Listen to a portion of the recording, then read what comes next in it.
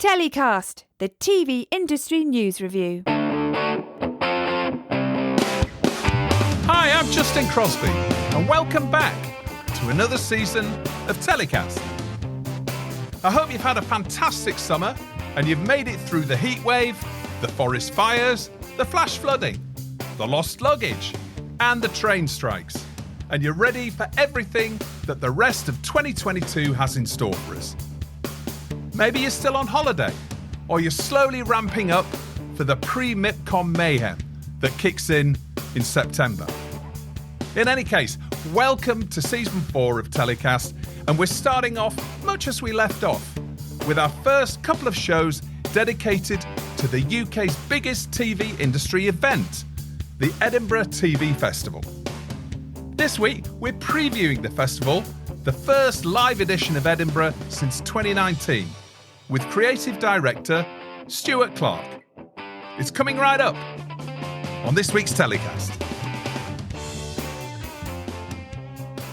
So, welcome back to TellyCast, Edinburgh TV Festival creative director Stewart Clarke. How are you doing, Stewart? I'm very well, Justin. How are you? It's good to be back. It's been a while. Yeah, it has been a while. And right now, we're recording this on the 15th of August. So we're in the final throes of preparations for this year's Edinburgh TV Festival. You must be right now the busiest man in TV. Yes, that is absolutely true. There is no one busier than me at this moment for this week and for next week. Guilty. Right. Okay. Well, listen, thanks for taking time out to chat to me. No, it's good to be here, and congrats with the podcast. I always enjoy listening. I was looking back at some notes here, and this is episode 110. I remembered, obviously, we spoke in the very early days of TellyCast, and I've looked back at my notes, and it was actually episode 1 of TellyCast back in April 2020, which was 4 months after you took on the role of creative director at Edinburgh TV Festival, following your move from Variety. So a lot of water's passed under the bridge since then. Yeah, that sure has. Yeah, I mean, I guess at that point we just worked out that, given what was going on in the outside world, that we had to move to digital and all the sort of kind of challenges that brought with it. But I guess when we were speaking, it was just a beginning of a sort of journey into the unknown, to be completely honest, in that we just hadn't done it before. I think what we did do both years of virtual, we just didn't scale back. We didn't go, we'll really trim it and do something sort of pared back. We just went all out and had as much content as we ever did, sort of in the hope that would sort of engage people, and people would always find something sort of interest in that big mix. And I think what did happen, it's a festival, and I think the thing about a festival is ultimately it does need to be a live, real experience. But in terms of what we did for a couple of years, through necessity rather than design, it meant that people were still talking about Edinburgh because we were still creating great content, or rather we were getting amazing people from the TV industry to talk about matters, or homing in on shows that were great fun. All the beats you have of a festival, like very crunchy conversations, big sort of weighty discussions about the future of TV. But then the festivalness also comes from doing things that are out and out fun, and there's those lighter moments as well. A lot of people in business found that more senior execs became more approachable or contactable during lockdown. And I certainly found that in the beginning with guests on a new podcast. And I know lots of producers that I've spoken to over lockdown, they said that they were having real success in speaking to quite senior US execs, for example, that, they may have struggled to have contacted in normal times. I was going to ask you about that, but Edinburgh has actually been known for bringing in the big hitters every year. What did you find was the biggest challenge over these 2 years? So it was 2020 and 2021, two virtual Edinburghs that you've presided over, essentially. What did you find was the biggest challenge during that time? I think the biggest challenge was, as everyone was spending, most of their lives on Teams or Zoom or Google Hangouts or whatever it was you were using, probably all of the above, that the idea of then running a festival, an event that also uses those services, could kind of be can always be a bit like fatiguing. It's like, do you want to spend any longer on a Zoom? And in a sense, in order to justify getting people to do that, you had to go over and above. I think you had to create a really compelling reason for people to be there. And the first year of digital, it was very Zoomy. And we quickly realised after that, I think we did well, but we realised that we couldn't do that again. There's no way you could just kind of go again, because in terms of where we were then, in terms of timing, people were just like sick to the back teeth of kind of seeing Zoom. So it's like they're hardly going to want to do that in the time that they allocate for, not that this is sort of fun time, but in time, sort of festival, conference, event sort of time. So that's why we basically did everything in the studio. So when I look back at the sort of second version, I'm really pleased and kind of really proud of what we're putting out. We're putting out kind of broadcast quality TV with amazing names and doing kind of what you'd expect of Edinburgh, but just shooting it in a studio, some live, a couple of bits pre-recorded. Each year was very different of those sort of digital years, and very steep learning curve. But the truth is, it's just incredibly good to be back live and real. That is kind of selfishly, that's what I signed up to do. So to be able to sort of deliver this year, and we're sort of a week out at the moment, so I'm sort of touching wood as I say it, but that's what I joined to do, and I'm really excited about that part. Yeah, well, I was going to say that nearly 3 years into the role, and this being your first real-life festival event in one of the greatest cities in the world, Edinburgh, and particularly when the Fringe is going on. So, I love going up there. I've been missing it in person as well. I mean, what are you most looking forward to then, this being your first live Edinburgh? I'm just looking forward to the live, Justin. That is what I'm looking forward to. It's kind of, there's not necessarily like one session. I mean, there's lots of stuff I'm looking forward to in terms of specifics, but I'm looking forward to being there with thousands of people. As you say, in Edinburgh, at the best time of the year to be in Edinburgh, I would argue. There's a real buzz there, and then we exist within that at the same time. Loads of people are coming, and it's just the excitement of actually just really of getting there to be. It sounds obvious, but that's the bottom line. Edinburgh is a very different event to pretty much every other on the international TV industry calendar. And it's unique for many reasons, but one of those is the fact that it's a charity. It's a pretty substantial event in terms of the number of sessions and panels, also the caliber of speakers that you have. Can you give us a sense of how an Edinburgh TV festival comes together? Because this year, I would argue it's probably the biggest ever. Give us an idea of where things start from and who's involved. I mean, the simple answer is that we try to be kind of for the industry, by the industry, for the industry, and that happens by having content committee. We call it an advisory committee of about 40 people. It's refreshed every year. That's from all corners of the TV industry. So you'll have people from all of the major broadcasters and now streamers as well. Could be commissioners, but not necessarily, but often commissioners. But then you'll have indies, then people working for those big producer distributor groups, and then you might have journalists and other kind of sort of cultural voices in the mix as well. And the amazing thing was this year, we actually got in a room, had our meetings, and it was fantastic. It was great to get, as I say, 40 odd people saying, what should we do? What do we talk about? Who do we get to talk about these things? How do we make our sort of first year back for a while, really, really sort of meaningful and big? So that's why I say it's kind of, by the industry and for the industry, because the people who really then go on to produce each of the bits of content, each of the sessions themselves, are often people from that committee. And, this is something they do, outside of their day job. It's a serious piece of work. Justin, as I know you've been involved, you've seen it up close, kind of making one of those things go from just an idea in a meeting room to something where you've got 6 people in Edinburgh, possibly coming from different parts of the world, and you've got some exclusive VT and something, some news and other stuff to share. It's an undertaking. So it only works because of the support from that group.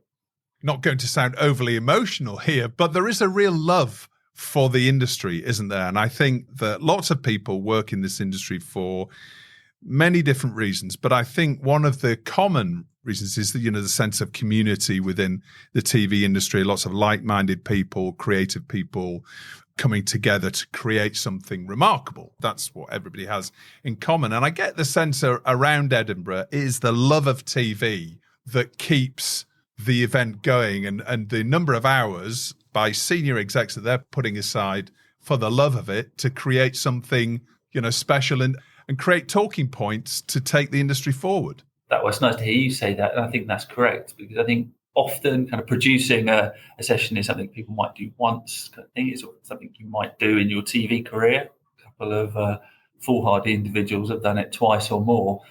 But it does have that kind of support, and it's about then being up there on the ground, and then there is a buzz. I hope is different to most other events, and that is because it's a festival, and being in Edinburgh makes it special. And it means that you have a sort of busy day there, on the ground, and then in the evening there's always events, and then people decamp to different bars and pubs, and there's a massive social side to it, and we know that. It is a people business, isn't it? People like to hang out together and talk and such like. So that's crucial to everything we do. But yeah, it all comes back to those amazing people in TV rolling up their sleeves, doing their day job, and then, as well as helping to sort of produce amazing stuff we can put on the schedule. Yeah. And for those who haven't been to Edinburgh, or maybe coming this year for the first time, I guess that one of the key differences about the event is, the clues in the name. This is a festival as opposed to being a market. Usually at markets all around the world, a lot of the senior execs are basically hidden away in half-hour meetings, pitch meetings going on from 9 o'clock in the morning till 6 o'clock at night, then go for dinner and all the rest of it. This event, the execs are fully engaged in the panel sessions, aren't they? People really engage with them, and a lot of people are speaking about them and discussing them in the foyer afterwards. And, it's a real opportunity for the industry to sort of take stock of where it is right now and actually talk about the future. And I think, to me, that's one of the really different parts of it. Although I think, and we'll come to talk about it in a second, there are opportunities for you to meet industry people and schedule meetings with them. But that's not what it's about, is it? It's more about meeting people for lunch and for dinner maybe, but actually getting in there and engaging with those panel sessions. Yeah, that is what it's about. But then I think I would add that kind of panel session, it's not a conference. So there are kind of really meaty industry debates, and, they can become quite intense, quite heavy, depending on the subject matter. But then there are things that are just out and out fun. And I also think there's a kind of like an Edinburgh way of doing things. So I just one example. So this year, we've got the chairman of the BBC, got Richard Sharp, which is great, which is a great get. And he's got something to say. It's an incredibly important moment for the BBC. But we've put David Harewood, the actor, in as the person who will ask him the question. So you have a great cultural figure. David is known for his drama work, but he also made great docs and has a voice and and uses it. So we kind of have a cultural figure interviewing the head of a huge cultural organisation, and it just feels like that's sort of what we want to do, rather than have something that, not that it would be dry otherwise, but just to kind of inject some sort of extra energy into it, which sounds a bit pretentious, but that's what we're aiming for. So let's take a look at the festival lineup then, Stewart. Let's talk in a bit of detail, and rather than, I suppose, going through the 3 days, which is Wednesday, Thursday and Friday, the 24th, 25th and 26th of August. The festival's organised into strands, isn't it? There's Connected, Spotlight On, there's some keynotes, the sessions and awards, and I've probably missed out one or two others. Let's just go through those in order and tell us a little bit about, to begin with, Connected. What's Connected about? Sure. So that's the piece of the festival where if you're a delegate and you want to meet the commissioners direct, you don't want to kind of put your hand up in a session and ask a question, you've got something specific to talk about, you can carve out a really quick meeting with them. You do face-to-face sit-down. So it's kind of it's often, producers, content people meeting commissioners or people who've got access to funding and such like. And it's really making those connections in these really short meetings. And then, you pick up from there on in. But, there's hundreds of meetings over the course of the festival within that sort of framework. And the point is that could be a jump-off point for something great to follow. It's perhaps not the normal half-hour pitch meeting, but it might be an opportunity to maybe meet a commissioner that you've never met before and start a relationship, which is so key in this industry. Yeah, 100%. That is a chance to sit down with sort of senior people, all of the broadcasters or SVODs or other platforms, in fact, now, and kind of getting to know who those decision makers are, and then you take it from there. The next strand that I wanted to talk about is Spotlight On. Looking across the 3 days, we've got Spotlight on, some of the biggest commissioning businesses in the UK and also international TV industry. We've got Spotlight on Amazon Studios, ITV, Snap. We have UK TV. We have Netflix, BBC, Channel 4, Sky, and Disney Plus. So that's a pretty strong lineup. So is that just a lot of those platforms and broadcasters presenting what they're looking for? What do those consist of, those sessions? It is that. I mean, they're typically a kind of story of two halves. In that for each of those spotlight sessions, or for most of them, you almost get kind of the leadership piece from the overall creative leader. They do the big picture stuff. What's been working, what the plans are for the future, the direction of the channel or channels or the service, if it's not, one of those. And then it kind of breaks out into more the sort of genre heads. So whoever is in charge of entertainment and scripted and such like. And each organisation is different, so it's not completely cookie cutter. But the idea is definitely that you get to hear from the absolute, from the leadership team, from the leader themselves, and then from sort of their team as well. So you go away with their vision, if you like, and then you also go with the shopping list stuff as well. But from the people right at the top of those trees in terms of whether that be docs or drama, etc., etc. And I mean, I think you ran through them. They're always really well attended, and you would expect the broadcasters to be there. And we don't take it for granted. It's amazing they're there, and they bring out their sort of top people every time. And then sort of slowly over, in recent years, we've had the streamers become sort of part of that fabric as well. So now you would expect Amazon and Netflix and now Disney to be there, which is brilliant. But then I think maybe the next sort of turn of the wheel is when you see people like Snap come in, people who've got money to spend on content. UK has incredible producers. They want to be connected with them. So it's kind of interesting when you see kind of that, those spotlights, what used to be controller sessions, years ago, that kind of getting broader and broader in terms of who's coming in and saying, this is what we're doing. How, this is how you can work with us. This is what we want. This is how much money we have to spend. Those sound like, really crucial sessions. And I'm presuming they're pretty much packed, aren't they? Do you have to get there early for those sessions? Is it a case of queue at the door to make sure you got a seat? There definitely will be a queue at the door, Justin. Yeah, I think if you want to be front row, certainly.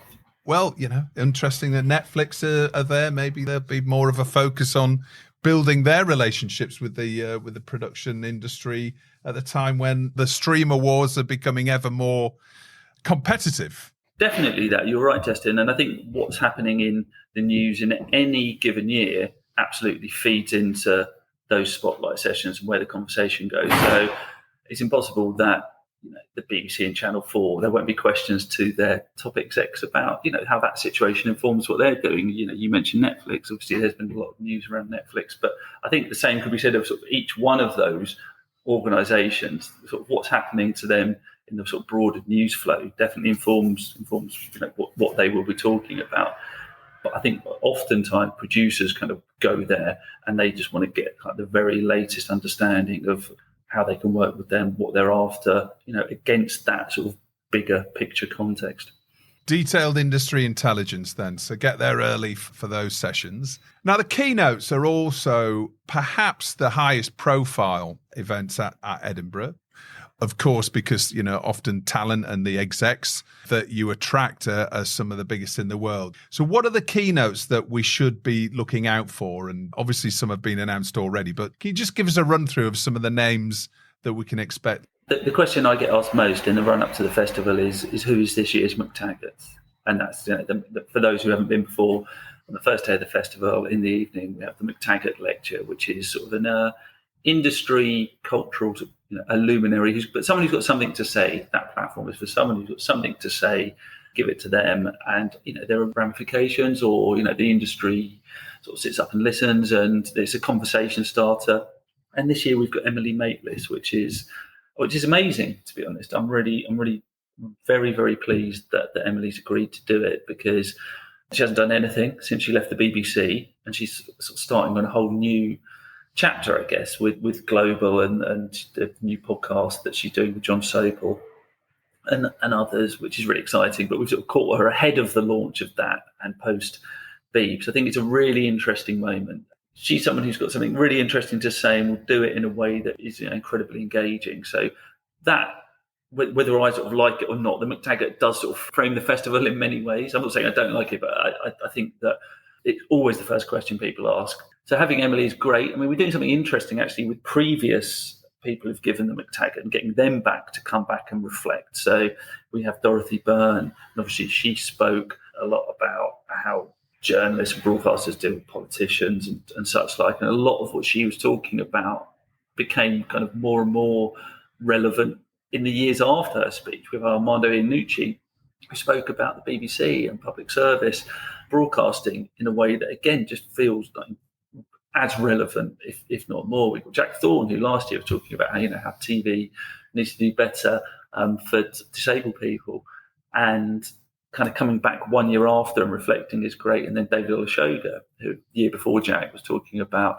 a sort of lost generation of black talent within TV, which prompted some really interesting conversations and maybe some sort of soul searching at an industry level. And lots has happened since because of that. So it's kind of cool to get people who've done it before and delivered amazing McTaggart lectures come back to kind of say, well, where are we now? So, who knows what Armando has to say about the current state of the BBC, or Dorothy, about Channel 4, and then Jack and David and what's happened, in terms of the themes they brought to the table. And then that happens earlier in the day. So we have that, which is kind of a sort of fresh take on the McTaggart, sort of a legacy piece, if you like. And then we have Emily in the evening, and hopefully we'll just ignite a whole new conversation.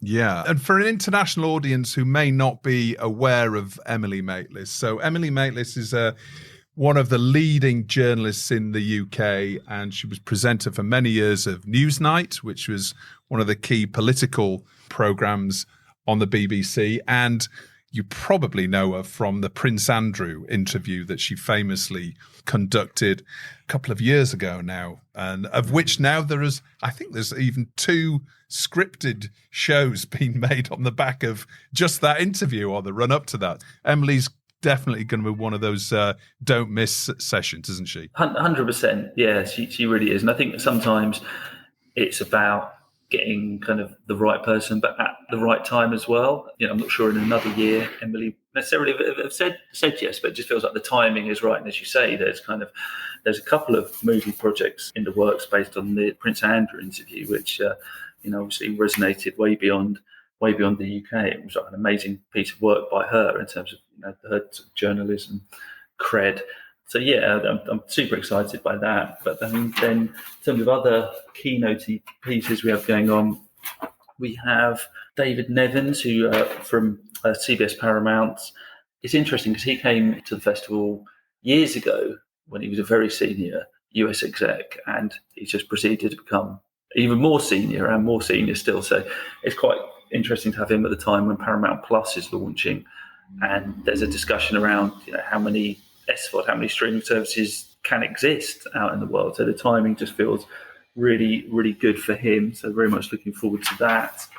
And then we'll have kind of an in-conversation piece with David Harewood as well, which I think will work really nicely.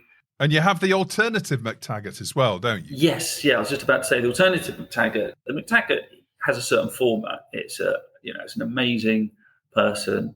They stand at a lectern and they speak for 35 minutes, and it's kind of hushed room. The alternative doesn't have to be like that. There's a bit more room to play with in terms of how it's set up. But we've got Rose Ayling-Ellis, actor, obviously was in EastEnders and won Strictly.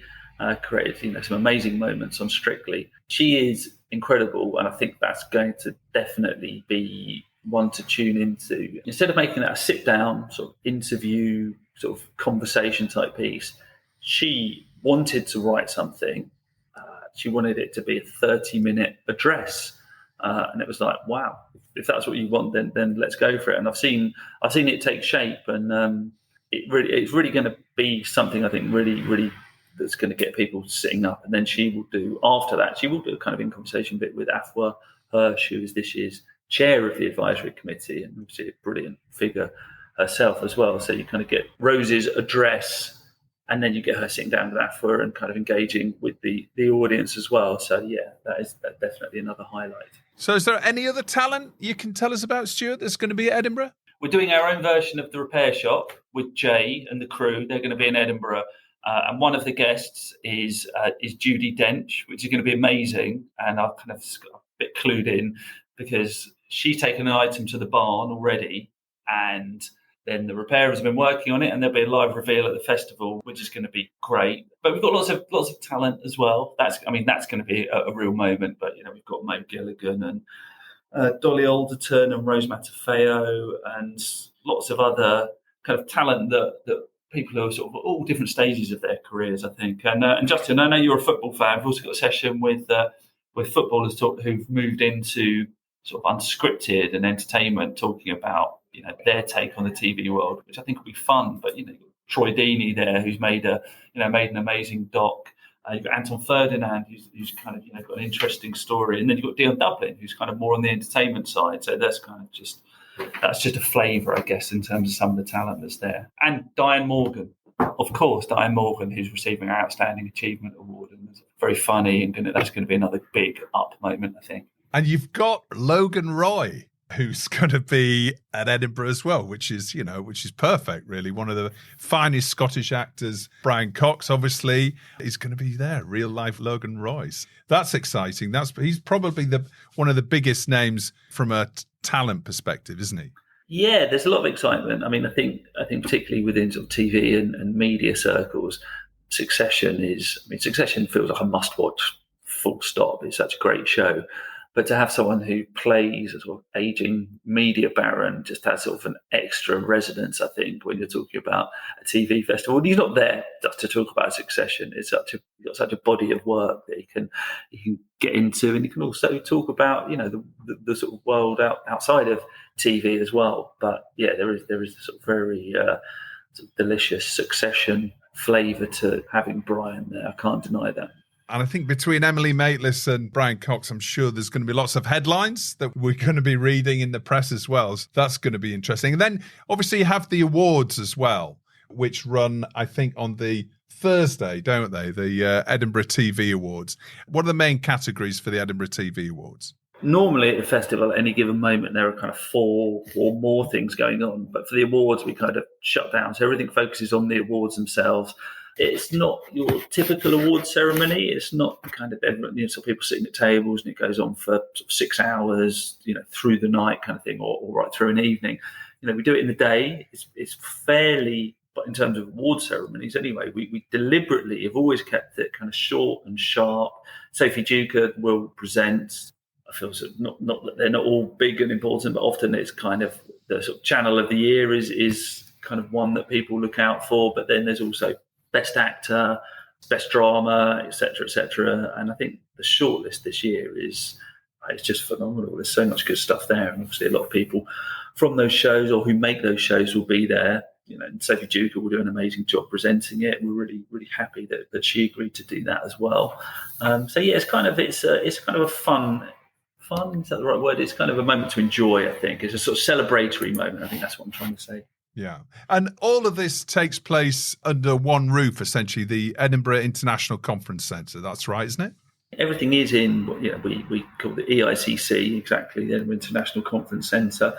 Actually, this year we do have one thing. We worked with the film festival to pull off something with the His Dark Materials team, and the cast, or some of the cast of that show, the young cast actually, will be in town. Along with the producers and such like, and Nihal Arthanaik will present that, and that will be in the Film House, and that's actually a joint effort with the film festival and appears in both of our schedules, which is fun. It means to the two festivals sort of got heads together and saw what we could pull off, and it's a massive show. And the good thing about that, or the interesting thing, is for fans, is it's open to the public as well as delegates, but it's a big sneak peek of the third and final season. So that's something to look forward to. Tell us about the charitable element of Edinburgh. Yeah, that's a good point, Justin. I mean, ultimately, what we do, any money we make does go back into talent schemes and programs that really, I've seen it now firsthand, really allow people to sort of progress their careers and learn new things and make new networks and contacts. And when you see it up close, they're genuinely like the sort of the care and love that goes into organising those is huge, and they work. That's why we have a lot of the sort of alums come back, in bigger and bigger TV jobs, I guess, over the years. But that is one thing I think that makes us different to a lot of events, in that there is a price for the ticket. And this year we did make a big effort to make it much more accessible for freelancers and such like, and allow sort of, some new blood to come. But ultimately, that ticket price is sort of funding sort of that schemes and talent schemes piece that is really great to see, in effect. And every Edinburgh wouldn't be complete without, the social side of things, and which is one of the key parts of it, actually. Lots of late nights up in Edinburgh. The George really is always, traditionally been the centre of that. And that's where there's going to be a party on the Thursday night, isn't there, at the George, which is kind of the awards after show party.